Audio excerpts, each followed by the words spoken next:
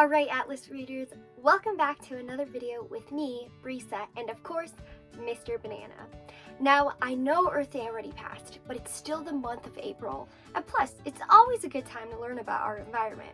So today, we are learning about water. The book we're reading today is called Follow That Tap Water. It's written by Bridget Heos and illustrated by Alex Westgate. Let's put on our reading glasses and get started.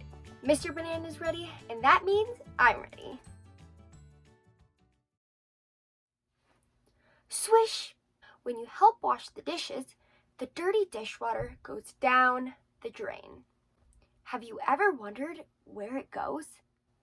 Let's follow a few drops of water and see. The drain leads to a U-shaped pipe under the sink. This catches things that shouldn't go down the drain, and it stops sewer smells from coming back into your house. Ew. Then the water goes straight down the drain pipe. It's like a super fast slide. The water reaches a new pipe under the house and changes direction. This pipe takes water out of the house. The pipe slopes slightly downwards, so that the water flows gently downhill. Next step, the city sewer. Here, your dirty dishwater meets dirty water from other houses on the street. Sink water, bathtub water, washing machine water, and toilet water are all here. It's like a big, stinky party. Ooh! So, all that water eventually flows down a bigger pipe, where it meets even more dirty water. Uh-oh, party's over. The dirty water has arrived at the water treatment plant. Here, it will get clean. Okay, so first, big screens catch big items like that lettuce leaf and the sock that escaped the washing machine. All the stuff goes into a big garbage dump. At the same time, grit settles to the bottom of the water tanks. These are small and heavy pieces, like sand, eggshells, and coffee grounds. Next, fat is skimmed off the top of the water by a big machine. The fat comes from foods like butter and cheese, which were probably in your macaroni and cheese, which is Mr. Banana's favorite food because it's yellow like him. Okay, now tiny living things are put in the water. These microorganisms eat any food left over in the water, like little bits of noodles that got washed down the drain. They also eat the dirty toilet water. Meanwhile, yucky stuff from the water is recycled. When the microorganisms eat, they leave behind something called sludge. This sludge is used as a fertilizer to help plants grow. That's probably what helped Mr. Banana grow when he was still on a tree. What? Oh, he says yes.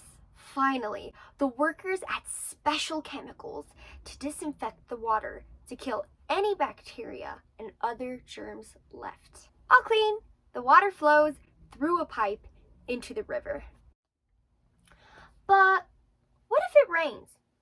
Rainwater doesn't need to be cleaned. It flows straight into storm drains that flow into rivers. That's why it's so important not to throw trash into storm drains. Later, the river water is collected, cleaned, and then sent through pipes right to your house. It comes out of your faucet, so the same water may be used to wash the dishes twice.